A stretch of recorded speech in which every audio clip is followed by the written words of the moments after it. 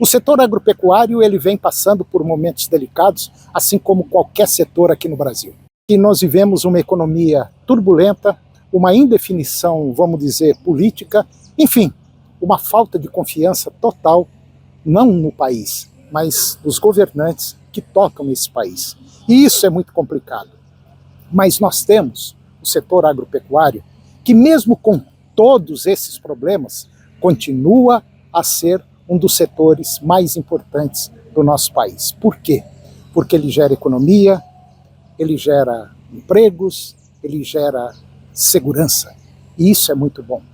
E esse setor, pode ter certeza absoluta, não tem governo que segura ele. Porque é um setor que, graças ao esforço do produtor rural, esse setor cresceu muito. Graças às pesquisas que o Brasil tem hoje, faz com que nós, do setor agropecuário, sejamos assim um setor diferenciado, basicamente de todos os setores. É o único setor que cresce paulatinamente todo ano, toda safra. E os números mostram isso. Só para você ter uma ideia, saiu agora um número muito interessante, que 48%, 49% de tudo que o país exportou saiu do agro.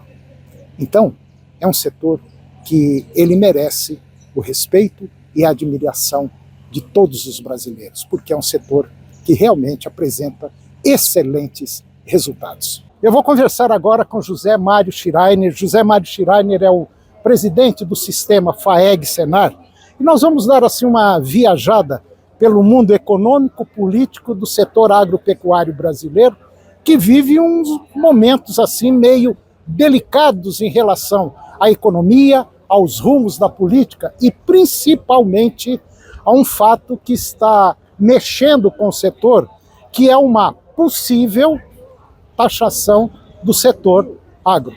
Zé Mário, isso daí vai complicar a situação se realmente isso acontecer, que eu não acredito?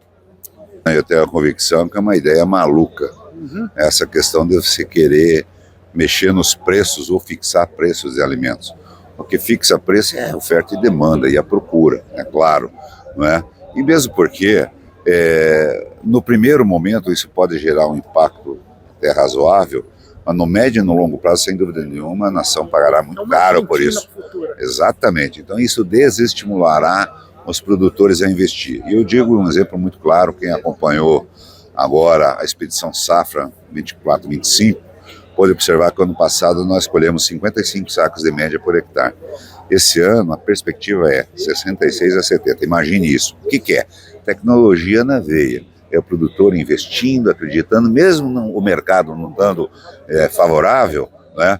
Mas o produtor acreditou, investiu, São Pedro ajudou, está tudo certo, está tudo aí. O produtor insiste em produzir. Agora, quando o governo sinaliza uma situação dessa, onde diz, olha, nós vamos tabelar, vamos tabelar alimentos para baixar o preço, sem dúvida nenhuma, é uma atitude impensada, eu diria mais, é uma atitude irresponsável de membros do governo, de membros de um partido.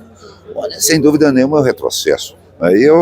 Sem conhecimento. Sem conhecimento nenhum, né? Então hoje o que eu tenho dito sempre? Nós temos aí o Poder Público Federal, o Executivo Federal, o Judiciário, né? E nós temos hoje a grande confiança no Congresso Nacional. O Congresso Nacional hoje é a nossa trincheira de defesa. Nós temos uma frente parlamentar agropecuária com 340 deputados e senadores que realmente ali fazem a defesa intransigente do setor. E esse debate, sem dúvida nenhuma, passa por lá, passa pelo Congresso Nacional. Vimos isso em todos os debates que nós fizemos na reforma tributária, onde o setor soube trabalhar, o setor negociou. Muitas pessoas às vezes imaginam, olha, mas a reforma tributária do PT, do Lula, não é nada. A reforma tributária é do Brasil. É do Brasil. E o setor agropecuário, ele soube se colocar, a CNA, as entidades, a FPA, nós subimos ali trabalhar. Tanto que nós vamos pagar 40% da tarifa normal, né? 40% nós vamos pagar. E produtores de até 3 milhões e 600 estão isentos do tributo. Isso representa 95% dos produtores rurais brasileiros. Então foi um avanço muito grande, né? Então essa é a nossa crença, essa é a nossa confiança.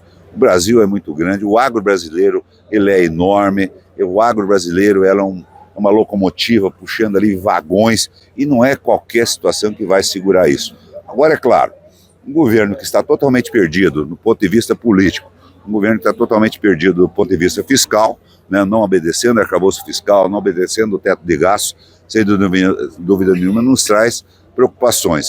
Mas eu não tenho dúvida que antes deles tomarem uma decisão drástica como essa, eles vão pensar 10 vezes. Ô Zé, em relação, agora um outro ponto muito importante que assusta também, que é a logística brasileira. Aumenta-se a produção e basicamente a logística brasileira, a armazenagem, estrada, enfim, está lá atrás. É um outro gargalo muito sério, né? É enorme, é enorme. No ano passado foram colocados alguns valores para a construção de armazéns no PCA, mas muito baixo, poucos bilhões aí de reais, onde em poucos minutos se esgotou esse recurso. Esse ano também a gente tem buscado cada vez mais robustecer esses investimentos, inclusive trazendo capital internacional para financiar armazéns e propriedades. Então essa é uma questão muito grave que a gente vive. Nós hoje conseguimos armazenar 65%, 70% da safra, 65% da safra.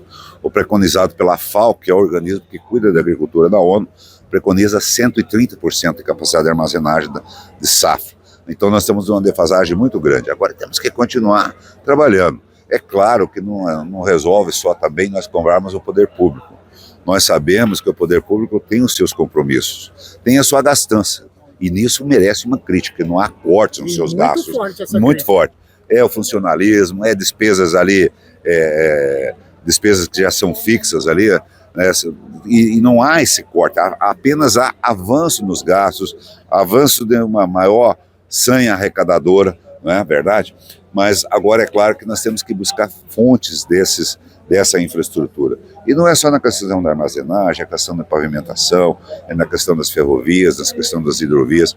Muitas vezes as pessoas falam, mas o governo federal precisa duplicar aquela rodovia. Não tem dinheiro. Não tem, o orçamento do DENIT hoje é 5, 7 bilhões de manutenção, então são valores irrisórios.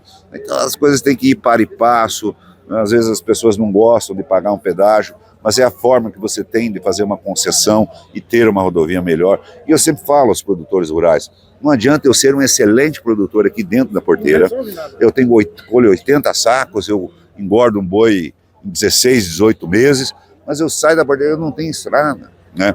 E o poder público ele não consegue andar na mesma velocidade que o setor privado. O produtor rural é aquele que vai rompendo, vai abrindo uma picada e vai lá para frente. O poder público não dá conta de vir com tudo isso. Então, portanto, muitas vezes nós temos que sentar, discutir, né, achar formas aí de fazer com que isso se viabilize. E é claro, melhore a vida do produtor rural, melhore a sua capacidade de produção, mas acima de tudo também entendendo, por outro lado, que o produtor rural ele está dando a sua colaboração no crescimento do estado e do país.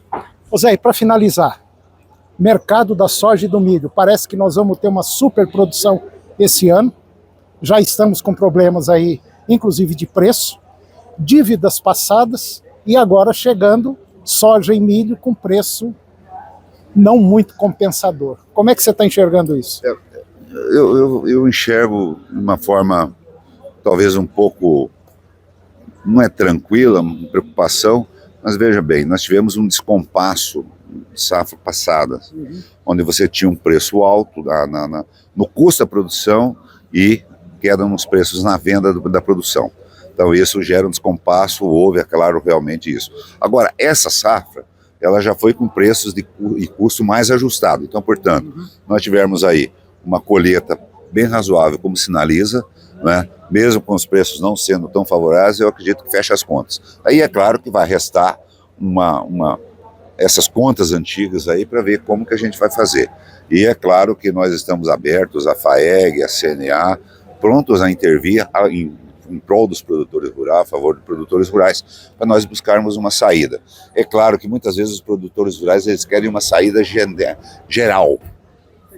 Coisa que não é possível, porque você vai, é recurso do Tesouro Nacional. Por exemplo, nós fizemos algumas negociações em algumas regiões do Brasil que foram extremamente necessários, mas o que foi? Tirou dinheiro de equalização de juros de custeio. de custeio de investimento. Então não existe milagre, o cobertor é curto. Nós temos lá 15 bilhões para o setor agropecuário. É pouco, é pouquíssimo, é pouquíssimo. Agora, se eu gastar 1 bilhão ali, 1 bilhão ali, 1 bilhão ali, não sobra nada. Então nós temos que ter uma consciência daquilo que é o importante. Agora, gestão. Agora o importante de tudo isso é que nenhum produtor pode ficar para trás. Nós temos que dar atenção a cada caso, a cada região do estado, a cada região do Brasil, para que a gente possa achar uma solução. Por exemplo, no passado houve aquela catástrofe no Rio Grande do Sul. É claro que precisa de uma atenção especial. Precisa de uma atenção especial. O governo federal prometeu, entregou muito pouco. O governo do estado ficou lá, o Senar, nós fomos para lá, garantimos lá 100 milhões para aplicar em assistência técnica, em recursos para os pequenos produtores.